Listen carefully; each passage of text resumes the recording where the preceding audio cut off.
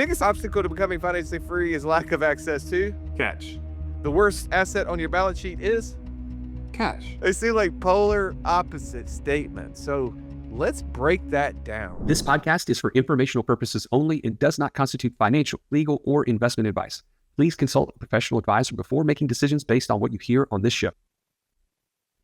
Welcome into the Financial Freedom Roundtable. I'm your host, Russ Morgan. I'm surrounded by the dream team of financial coaches. To my right, I got my partner here today, the Italian Stallion, Mr. Joey Murray. Good afternoon, Stallion. Oh, good afternoon, Russ. Always a pleasure to be with you. Our topic today, my friend, is I have cash, but it's just sitting there as if, what do I do with it, right? We know opportunities find cash. We need to become a cash magnet. Why do you feel like many people maybe are sitting on more cash than maybe they should? What are some of the leading causes to that, in your opinion? Oh man. To be honest, I think it has a lot to do with fear. I think there's a lot of scarcity in the world of finance and in the world in general. And when it comes to like the unknown, and we've been on this verge of like economic collapse for seems like a decade, that people are just like, I don't know what else to do. Let me just stick some money over here just in case. It's the JIC fund, right? It's the emergency fund you hear from a lot of the talking heads out there. And I think it's also just fear of not wanting to make a mistake, not wanting to fail by investing in something that they don't understand or they don't know. So I think it's fear driven, but I think there's multiple perspectives here. So I'm glad that I'm not the only one on today. Well, and if you go to the Federal Reserve, it will show that currently we're a little over $22 trillion in personal and business bank accounts, money markets, and treasuries held by the general public. And I think that's a lot of money. It's actually the highest number that we've had that I can find in recorded history. And to your point, I do think a lot of people are sitting back going, oh, something's going to happen. I know Warren Buffett and Berkshire Hathaway has had a 76% increase over year from this time last year to how much cash they're sitting on. Almost a third of their overall market cap is sitting in cash. So I don't know if it's fear. I don't know if it's opportunity. If you've listened to our show for any length of time, you've heard us talk about infinite banking and how we were able to use that concept to create over $50,000 a month in passive income. But it's just not that easy to figure out, how does this all connect into my own personal system? Stallion, that's why we created the passive income operating system, bro. It shows you how to turn active income into passive income. It makes all the steps come together. If you would like to get access to it as a podcast listener, we've never given this away in public before. Go to what'swhatwallstreet.com/PIOS. Let me get downtown Ernie Brown into the conversation. Good to have you on Earth. Hey, good to be back. What's up, guys? What's your 2 cents to that? Why are people holding on to so much cash right now? Well, I get to talk to lots of people, lots of business owners, and lots of people who want to become business owners. And I do see the business owners feeling nervous. We're coming out of this period where this new idea of tariffs have come like front and center into our world.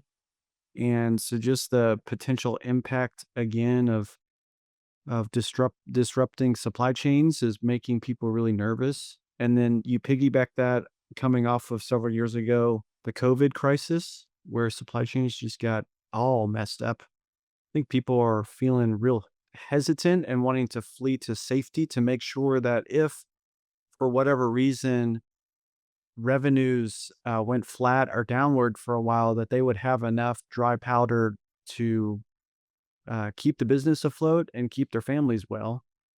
On the other side, for just the average family, the person I'm talking to, I see a habit, and not all habits are good habits.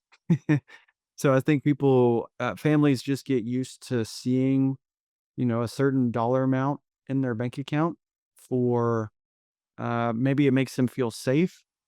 But also I think people want to keep cash in savings accounts because they think that's like the wise and prudent thing to do. And what happens there is if that's where their focus is and they have contributions automatically going into retirement accounts, that savings account just continues to balloon, and they get accustomed to just seeing a higher and higher account balance and not really feeling like that's a really bad thing. And so, Russ, I think that's part of the reason you quoted the amount of cash that's in bank account deposits right now. I think that's why steadily we've seen year over year over year bank bank account balances only continue to rise, and at sometimes steeper inclines than others, like right now, but historically pretty consistent increase. And I think it's just because of that bad habit. Yeah, here's a couple things. One, I resonate with the idea of wanting to have money. I can tell you, I don't know if I'm like many of you. Sometimes I wake up in the morning and within 5 to 10 minutes, one of the things I'll do is I navigate over there to my comfort blanket, which is my phone. And then, instead of doom scrolling, I'm not going to do that. I'm not going to look up Instagram memes, right? I'm not going to, like respond to my mom's Not too Facebook early. message. That's the only, person sending me messages on Facebook anymore. I'm going to go to my bank app and I'm gonna like look and see what's in there, right? Like sometimes I think it's a comfort thing. It's a security blanket having a certain amount of money in there. We've had clients, we've had friends that have told us, if I don't have a certain amount of money in there, either I or my spouse tends to feel, anxious. And that's why I like it.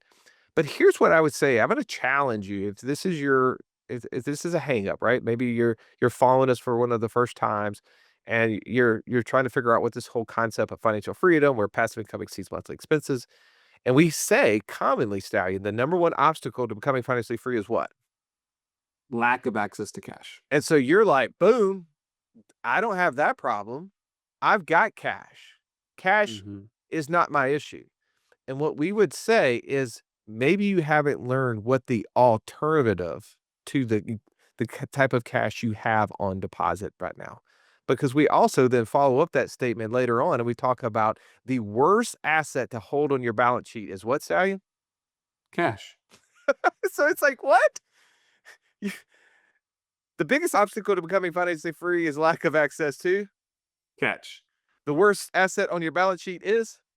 Cash. They seem like polar opposite statements. So let's break that down. Let's talk about, why it's important to have access to cash, but also what is the alternative to the cash that people are holding on their balance sheets that maybe is not what they need to have. So, Stallion, first, I'm gonna let you lean into the first part of that question. Why is having access to cash so important? And then, Ern, I'm gonna come to you, and I want to ask you the opposite side of that, which is what's that alternative that maybe they haven't been taught? All right. So real quickly, the importance of having access to cash is that opportunities find cash. Right? When you don't have cash or access to cash is the better way to say it, then you don't unlock that part of your brain that really essentially attracts opportunities. You would never, if you don't have access to cash, you would never go around saying you're an investor because you don't think of yourself as an investor. You don't have access to cash. You can't take advantage of anything if it came your way anyway. You'd be like me when I was in the mortgage business. Here I am making multi six figures. I have multi six figures in a 401k, and deals would come across my desk because I was in and around the real estate world. And I'd say, man, that looks like a great deal for somebody. I never once said I should take advantage of that because why? Because I didn't have access to cash. And so, man, I'm just telling you, you can't be an investor without access to cash, and you can't really bring in good opportunities without it. Liquidity is huge, but the type of cash we talk about is a little bit different, right, Ern? Talk about that alternative that most people have not ever been exposed to. Yeah. So before having an alternative, what we do face is we have cash on deposit that's safe, that's savings, it's liquid if it's available. On the other hand, we can put that cash to work and make an investment so we can trade our liquidity for some return, temporary, or what most of us do traditionally is very long term investing, and we give up liquidity for return. And most people are faced with that dynamic. I can either do one or the other. I can have liquidity and no return, or I can have return and no liquidity. But what we have learned is the impact of having cash is we can then trade that for an opportunity. But what we're faced with that cash is that as soon as we interrupt its growth, we face a massive cost. And the second thing is if we do get any growth on that cash, we're faced with a tax environment, and that nobody likes paying more taxes. And so what we have learned is how can we move that cash to a tax-free environment and stop interrupting the growth of it so that we can keep our liquidity but add lots of efficiency. And so when we study that problem, we look for an alternative. We have been taught, none of us discovered this on our own. We were taught that particular forms of cash value life insurance has all the qualities that we need and checks all the boxes for where we would want to hold our cash.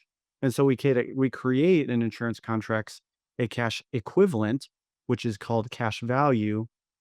And using these life insurance contracts, we get the benefit of tax deferred, tax advantage, and ultimately tax free growth.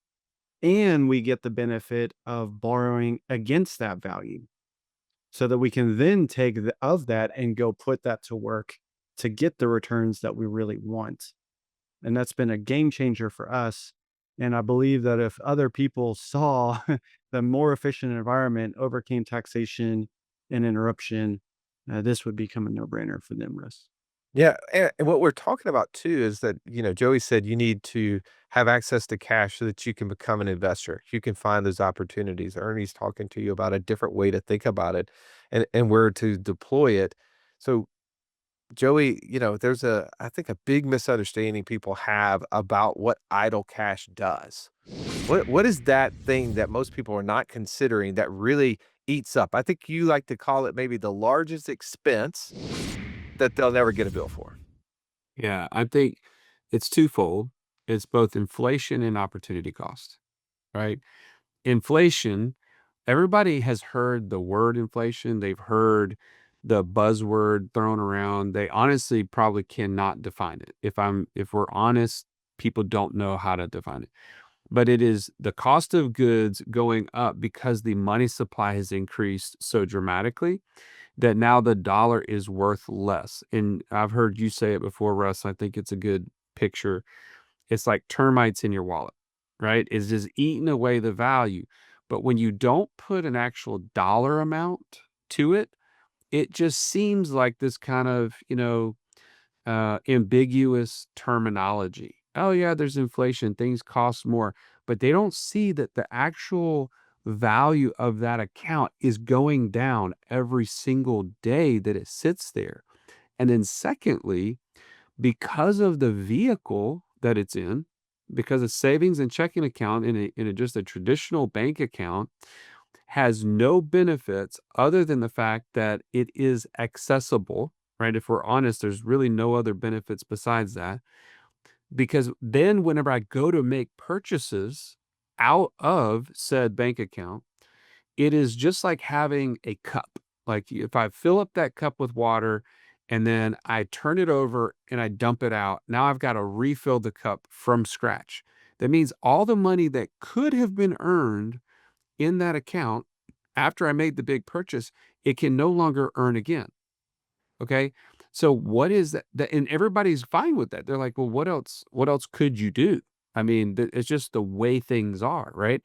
I can put cash in there. I have to take it out. I put cash. It's this monotonous, ongoing. We like to liken it to stair steps. Like you put money in, it's stair stepping up. You take money out, it goes crashing to the ground. You stair step up, and we say it's almost like you're chasing zero, right? There's no real return ever given to you in a savings or checking account because it's just over and over this kind of perpetual machine. But the actual storage place where your cash resides can make both of those things no longer a threat to your cash, but actually a benefit. And I think that that's where you've heard us talk about infinite banking over and over on this podcast. That's what we're solving. We're solving against the inflation problem, and we're solving against the opportunity cost of just the perpetual stair step and dump out kind of mentality in a traditional savings account. There was nothing worse than walking into class when you're in school and the teacher saying, "Pop quiz day." Why? Because you were unprepared. Are you unprepared, though, for financial freedom?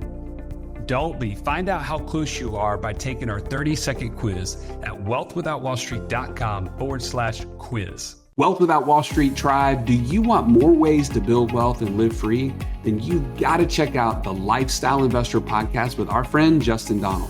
He's interviewing top investors and showing you how to design a life on your terms.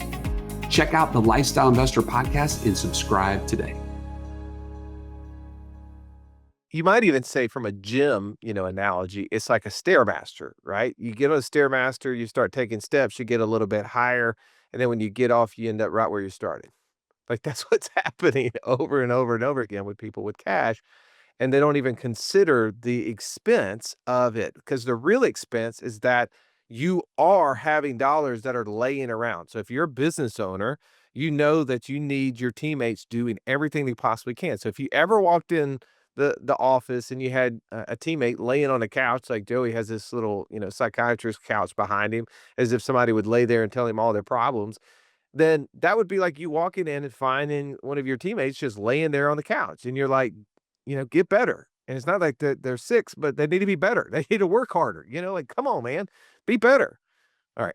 Ern, coming to you. Let's talk about, how do you help people? I know you meet with people on a regular basis. How do you help people shift from this idea of hoarding cash to becoming this opportunity magnet?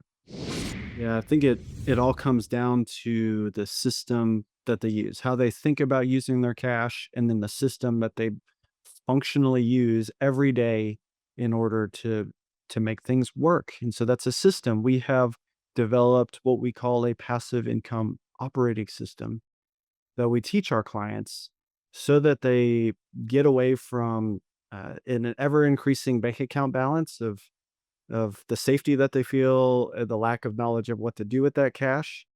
We have to change that. So we have to change behavior. And so what we do practically, Russ, when we work with people is first, we give them some really clear numbers to go assess. Number one is, what is your cash flow?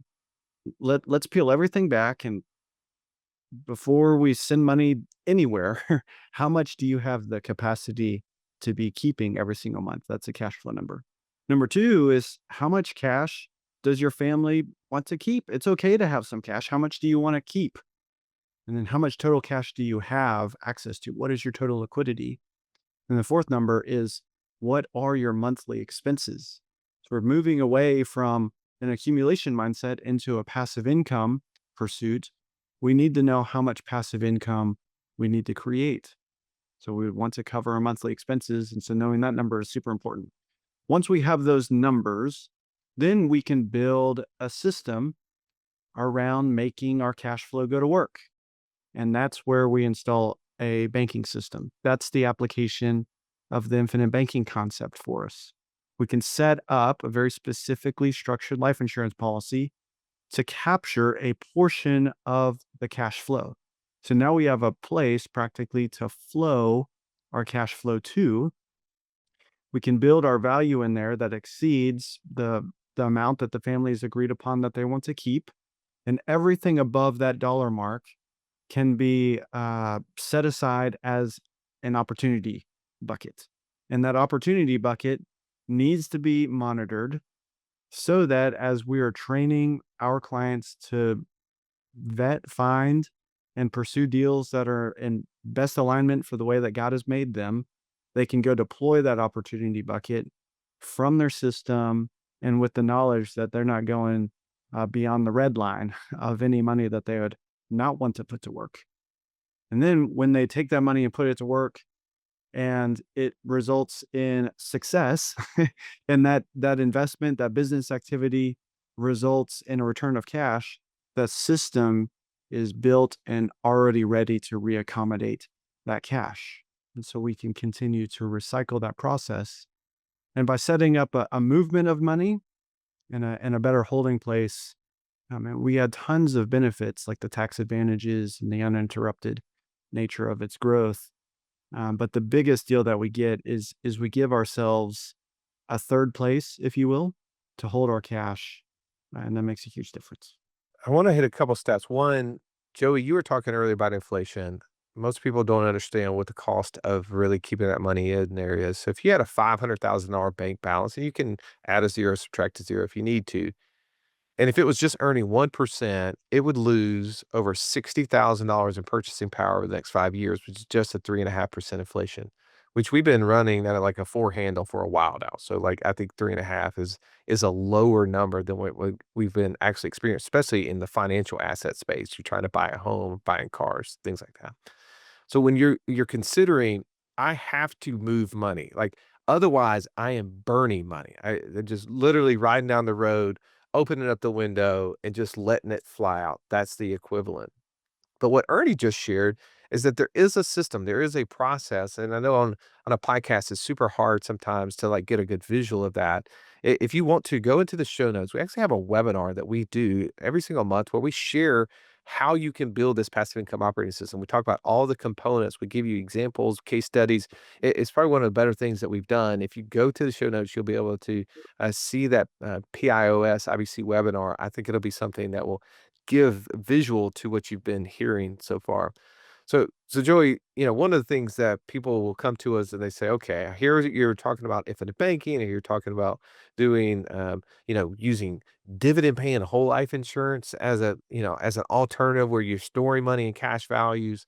And I know that we've shared many, many times how you worked at Wells Fargo, and Wells Fargo had billions and billions of dollars of this cash value. But what I'd like to talk about is like practically, how do you move money? How do you get money out of checking accounts and into life insurance? And I know that you've personally done this at such a large level. Would you like to talk about that just a second? So yeah, I mean, from the standpoint of how this is a more of a 101. Once you decide, okay, I do need a different mousetrap. Like my system is putting me at a disadvantage to actually creating financial freedom. Checking accounts, savings accounts are one of the most expensive places that my cash can reside. If you're not convinced of that, none of this matters. But if you are, then you start to think, okay, I need to now start to redirect and redeploy cash into the system of policies that are going to help for my whole family. And what does that mean? That means that you now have to meet with somebody who actually understands how to help you know how to design these. Because you could design them any number of different ways. You could just fund them monthly. Like, hey, I've got a monthly amount that's an excess surplus that I just want to redirect. Instead of going into savings account, I want it to go over here. And that's totally fine. Super simple. Monthly, I'm going to fund it. But then some people not only have a monthly amount, they also have a lump sum of money that comes in annually, like in a form of a bonus or a tax return or refund or whatever. Like there's all sorts of different things that you may get on an annual basis. You can make that a part of your design. And then thirdly, you may have already money in a savings account that you want to add to your system as a one-time deal. All these things factor into the actual design, and you need to have somebody who knows how to do that. That's why we have got coaches like Downtown Ernie Brown who help navigate through these things, because everybody's system is custom. It's not just a one size fits all. Everybody gets the same type of system. Your system needs to be unique to you. And for me, it's taken on all sorts of different things. I funded some of my policies monthly. I did some of them annually, just one time, no monthly payments at all.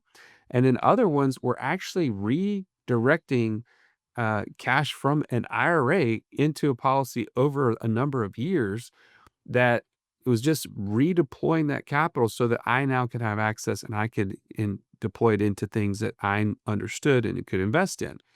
Those are all things that have to be treated differently, but it's really up to you and a coach. If you want to learn how to do that, you want to jump into our 4-week boot camp, the Pius Boot Camp, you go to wealth.wallstreet.com/free call, and that's where they'll tell you more about what that entails and how you get you started.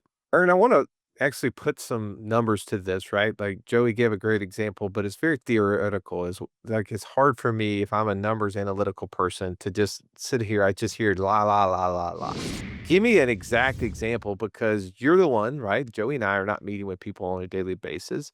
You're meeting with people, every single day for the last 8 years, helping them implement this exact process. Can you share maybe an example that would bring this to life? Yeah, I mean, in the spirit of this idea of people keeping large amounts of cash in bank accounts, which it is amazing to me. We'll encounter people occasionally who keep 1,000,000, 2,000,000, $10,000,000. Joey, you shared something when we were thinking about this. What was the scenario of the guy that you heard about? I had a guy one time who was a business owner in a fairly volatile kind of market. It's not his industry kind of changes, depending on the economic climate. And he had determined, man, I need to keep $2 million in an Armageddon fund at all times, just in a savings account. Yeah. And I told him, I was like, whoa. I was like, do you know how costly that is? And he's like, I don't care. I'm just worried about what's going to happen. It's my JIC, that sort of thing. But yeah, $2 million just 3,000,000. did it. And Russ, I'm reminded now. You talked about one of our mutual friends. He knows a guy who's keeping some just unbelievable amount of cash in that. What was that? What was that? He said 300 billion. In bank accounts, right?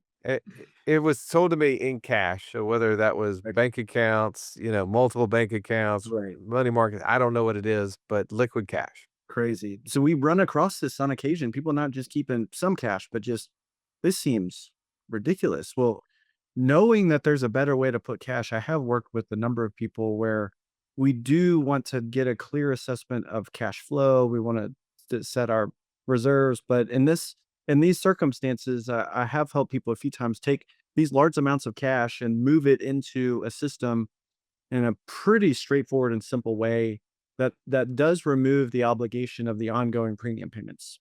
So most people don't know, but there is a way that we can take a large lump sum of cash and put it with the insurance company and get access to like their private reserve where they pay pretty equivalent rates of what they're earning on their money and will allow people to open an account in that way that earns interest and pays a number of years of insurance policy premiums each year, steady clockwork. The client has to do nothing, and we can take that account and the value of the insurance policy and go get access to the vast majority of that from day one.